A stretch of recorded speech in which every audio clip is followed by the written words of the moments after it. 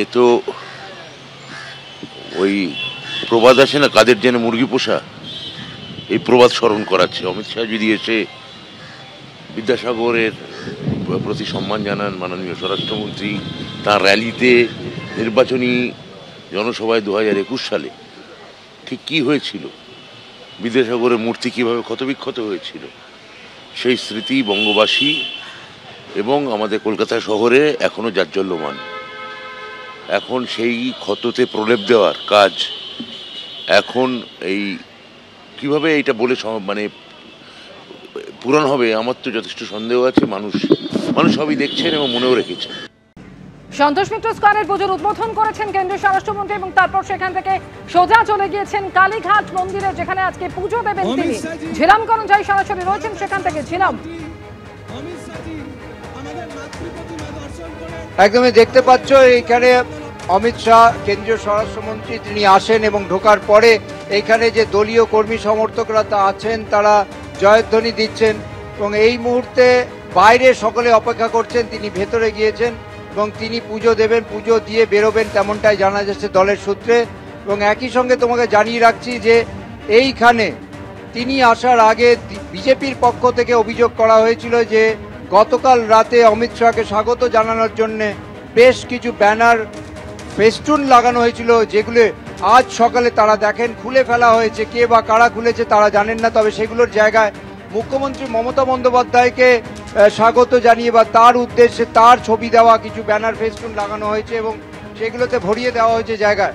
পরবর্তীকালে বিজেপির পক্ষ থেকে দাবি করা হয় এ নিয়ে তারা কালীঘাট থানায় দলের তরফ থেকে ইমেল মারফত অভিযোগ জানিয়েছেন এবং তারপরে অমিত শাহকে স্বাগত জানানোর বেশ কিছু ব্যানার ফেস্টুন তারা এনে লাগান।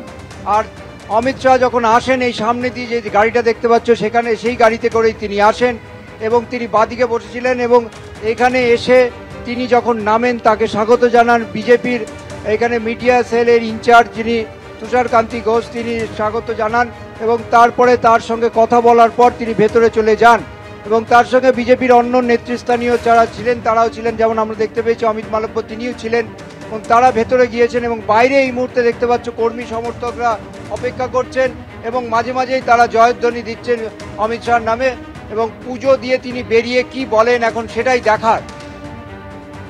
একেবারে কালীঘাট মন্দিরের ভেতরে এই মুহূর্তে রয়েছেন কেন্দ্রীয় স্বরাষ্ট্রমন্ত্রী, সেখানে পুজো দেবেন তিনি। বাইরে বিজেপি কর্মী সমর্থকেরা তারা অপেক্ষায় রয়েছেন অমিত শাহর জন্য।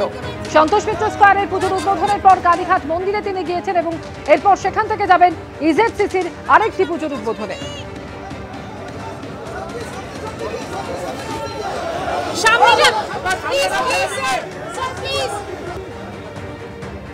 এর আগে সন্তোষ মিত্র স্কয়ারের পুজোর উদ্বোধনে বিদ্যাসাগরকে শ্রদ্ধা জ্ঞাপন করেন অমিত শাহ।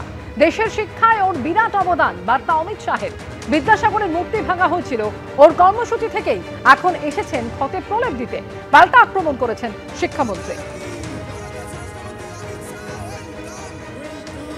आज महान शिक्षाविद